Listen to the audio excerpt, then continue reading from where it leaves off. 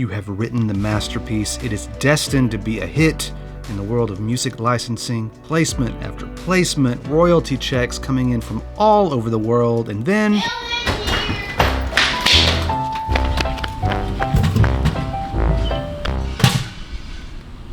there's a word that gets used in this business a lot, and it's not the most exciting word: usable. In all the years that art has been critiqued, I don't think the word usable is what people go to first. Usable. Usable. Usable. Really usable. But we make music that gets used elsewhere. That could be film, TV, advertisements, and now there are 10 billion pieces of content floating out on the internet that needs music. Music supervisors, video editors, producers, directors, they're listening for tools. And if we're not delivering the tools that they need, then they move on to the next track. But I've got 10 things that I think you should at least consider before letting your music out into the world. Why should you listen to me? I do run a production music label called Flesh and Bone Music. I've written 1,000 tracks of my own. I review composers' submissions, and I have reviewed a lot. And while I don't claim to have all the answers, I do have an understanding of how this world works. So let's talk about what actually matters, what separates the pros from the amateurs, what makes your music not only good, but usable. I think that's good. Number 1, clarity of concept. If it's been a while since you've gone online to search for music, go spend a few minutes doing that. You're going to find a few tracks out there. I think this is the most important point. I should probably save it till the end because it is the most important point. But in the world of production music, you've got to keep in mind that when people are coming in to look for your music, they usually have an idea. Now, they want to be surprised, they want to be moved emotionally, but they have a scene that has an emotion, a feeling, and they are looking for music to accent that. Sometimes they're looking for music that's going to build and they can edit to and they can turn it all the way up. And it's awesome when that happens. But I'd say most of the time, 90% of the time, they know what they're trying to communicate. So they do searches that use words and sentences and phrases. And they have other songs that they might send to the library as reference tracks to say, this is the kind of vibe, the feel that we want. Every production music song is filled with metadata and tags about what that song sounds like. So the search function pulls up all the songs that have those specific tags. I'm going to be super generic here, but if your song is happy for the first 12 seconds, then it gets really sad. And then it gets super fun and bright. And then it turns into like dark trance. Might be really cool. But think of one scenario where that would work. There's probably one. And I know you might be thinking, oh, that just doesn't sound very artistic. I've got to stay in this one spot for 2 minutes. I think it is the key to, I think the limitations of writing to one clear concept is what is going to open up possibilities for you as a writer. And when you can figure out how to do that and write 12 songs that are all kind of the same but also very different, that is what makes a lifer in this business. When I'm creating an album for myself and for others to write to, I do so much research and pre-production and put so many words down and pictures and images, and my hope is that every single bit of information that you download into your brain is going to help you write towards that specific goal. So when it's all said and done, there's an album of very usable tracks that sound the same but different. I had music used on an HGTV cooking show years ago. I think they just fell in love with my album because they used all of the tracks across the whole series. But my work up front made it easier for them to fall in love with it. Put yourself in a creative box. Emotionally, dynamically, sonically, instrumentation, anything you can do to say, okay, this is what I'm drawing from, and then create. Number 2, structure like a story. Another word, kind of like usable, that gets thrown around a lot is behavior. When I was producing artist albums, I never asked, how does this track behave? 2 examples. An underscore track is going to behave differently than a building emotional track that goes from 0 to 10 and then back down to 0. I think sometimes the underscores are more difficult because they can sound loopy and boring and repetitive, and you really have to work to make the track evolve over time, bringing in instruments subtly, taking them out, transitions that mask it, because when that music is down low underneath dialogue and something drops out completely, well, the track is gone. So there needs to be a force that's moving underneath, a current, and it can't waver too much. but it does have to change. Whereas a building track behaves in such a way that, oh, I can see, well, I got 3 instruments here, I can do 6 of them here and they can play louder, and then I can break and then slam in with a big cymbal swell and pounding drums. It's a little easier for my brain to understand that than the nuances and the delicate nature of an underscore. This video is sponsored by the Production Music Conference. I've attended the Production Music Conference every fall for 6 or 7 years now. It's the only event on the calendar that is a non-negotiable for me. In fact, if you've been around for a while, I've posted multiple videos about this conference. What makes this conference unique is that there really is something for everyone. Whether you are a beginner just now starting out in the world of sync licensing, or you're a library owner that's been in the game for decades. You'll be rubbing shoulders with and having lunch next to music supervisors, sync agents, publishers, other composers, all in the same hotel. I started going years ago, and all I was trying to do was get one library to let me write an album for them.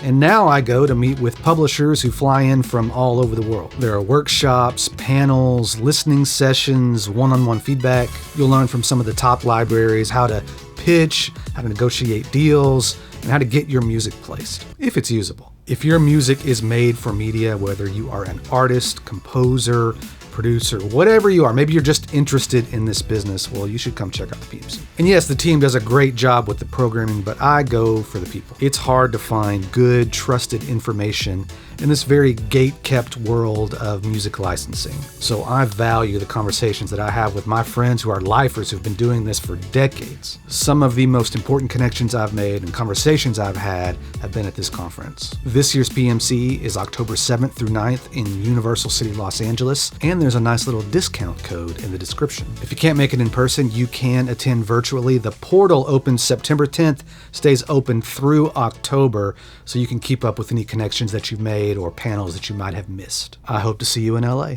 Number 3, when I find myself auditioning music in Production Music Library, I always listen to the first few seconds, and then I jump around, and then if I like the track, I move to the ending. Let's focus on the beginning and the end. This is when we start thinking about these tracks as tools. Editors see timelines, and so do we as musicians. We see our Pro Tools or our Logic grid, but editors are thinking, I can grab this little piece and fly it around. Oh, that cool musical intro will fit great here, and then I can chop this section up and I can go to the end and move it over here, right? You want to impress. Think of these libraries as dating sites. You've got to make a good impression so you can get the swipe or the click.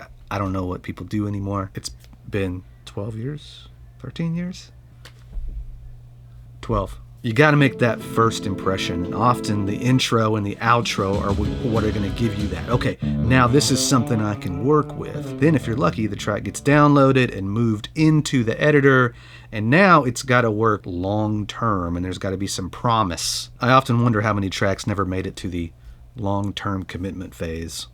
I don't want to know that. But when you start thinking about the importance of the intro and the ending, well, my intro needs to kind of connect everywhere in the track.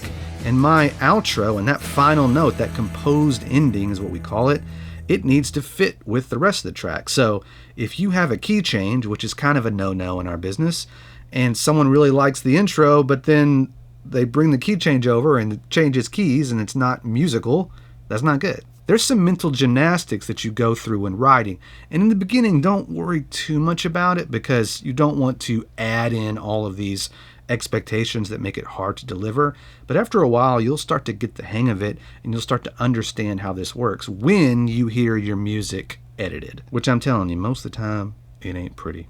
Just brace yourself for that. 4 edit points. So you've got the beginning and you've got the end. Editors learn to view waveforms with even more detail than we do as composers because they see that stereo mix. And that's the last thing that we dump out. And we're used to looking at it in the weeds, on kick and snare and all that. But they see this 2 mix, and when they see those points where it drops out, and if this is a real dynamic song, and they see those moments where it stops and then it comes back in, well, they're going to examine those moments to see how those might work. And if they think they can use that in their edit, then that really helps you out. Now, this takes you out of underscore territory, but I like to make sure that those breaks are longer because it's easier to cut them down than it is to extend them. A lot of times our music gets used in really short segments. I've gone on cue sheets, which is what shows where our tracks are used. And sometimes a 30-minute reality television show will have like 70 songs and they use a few seconds of each one. But ideally, if you give a track with nice edit points and breaks and looping sections, but then real dynamic sections, well, then you give the editor a chance to use that in longer sections. Number 5, transitions. I need to make a whole video on transitions because I think that's where the magic is. If you're doing like a live performance, more organic style track, musicians in a room playing, well, the transitions are in the performances. Drum fills, guitars that do strummy things that are fun or drop out and then build dynamically. Well, that is easier to do on that level because that's what musicians know to do. Go to the other end of the spectrum and you have more electronic, loopier style. Loopier? You've got to work harder, but it's kind of fun because anything goes. I mean, any sound that's cool works. But once you break free from kind of the expectations and emotions that come with acoustic music or heavy guitar music, and it's kind of an expectation of what that's going to be. At least that's what people are looking for. Once you break over to more experimental sounds, well, then reverse it, bring in all kinds of loops and cut them up and run them through filters. Do all of that. It is amazing what happens when you have one loopy section connected to another loopy section, and you hear that transition, you're like, that sounded kind of amateur.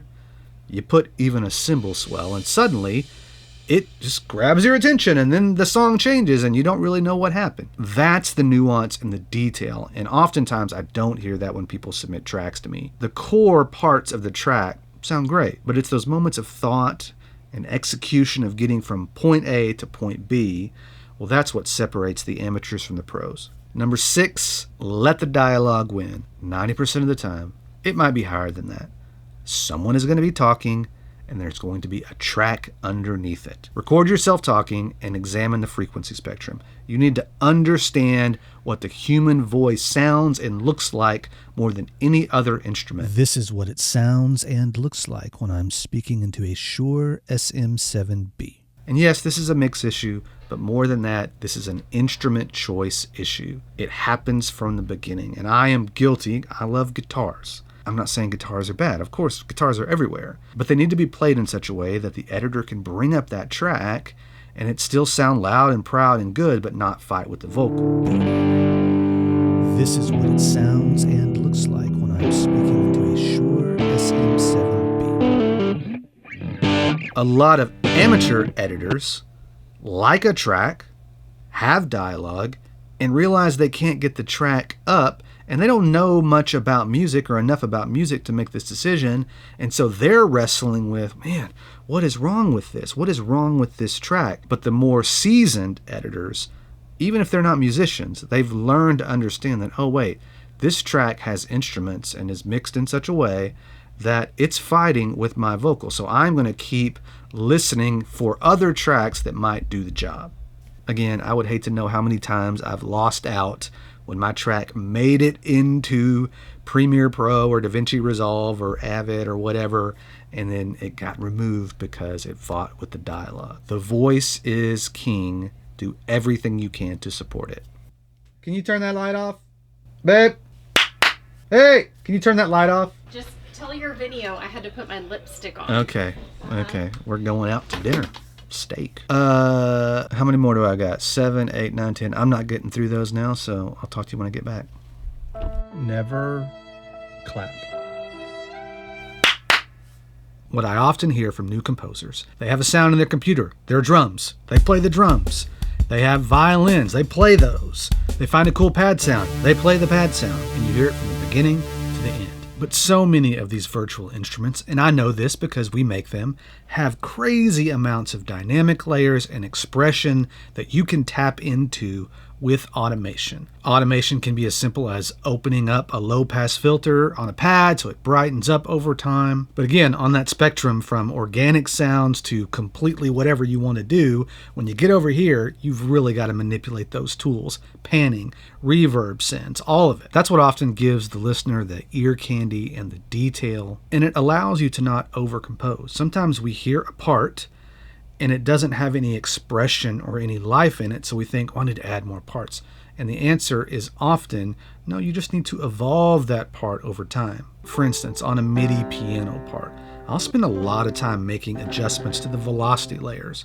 When I'm playing my real piano, I get better feedback from the instrument. Oftentimes when I'm playing my keyboards, the parts can sound really robotic, and so I'll go through and make adjustments to the velocity as the track builds. I'll find those notes that stick out and I'll bring them down because I didn't mean to do that necessarily. But over time, you develop an ear for these details. And then it's about how hard do you want to work to make sure those details work for your track. I hate to break it to you, but if you get all of these details right and the track sounds great, I'm probably not going to come back to you and say, man, great job with CC1 and 11 on the detail you put into those. But if you get it wrong, I'm going to think that either you didn't hear it, which is not good, or you just didn't want to take the time to fix it, which is not good either. Number 8, alternate mixes that editors trust. Well, this is part of a larger discussion of alternate mixes and stems and cut downs and all that. And obviously I can't hear an alternate mix if you play me your full track. But the real discussion here is how are you writing your tracks so that alternate mixes can easily be created? For instance, let's talk about electric guitars. If you have a rhythm guitar part and it's going along, and then you jump to a lead guitar, and then you jump to a rhythm guitar to end it, well, one of the first things that an editor is going to want to get rid of if there is any kind of conflict with the vocal is going to be that lead.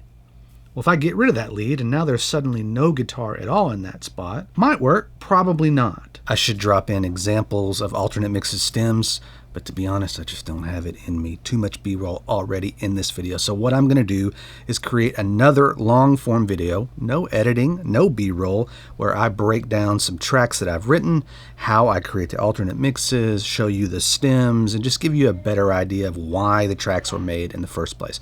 So check the link in the description for that. I'm always thinking about my alternate mixes as I'm writing the track. The melodic elements, the vocal elements, the elements that grab your attention are usually the last thing. And I want to make sure that when I strip those away, that my track still stands. My track still works as a complete thing.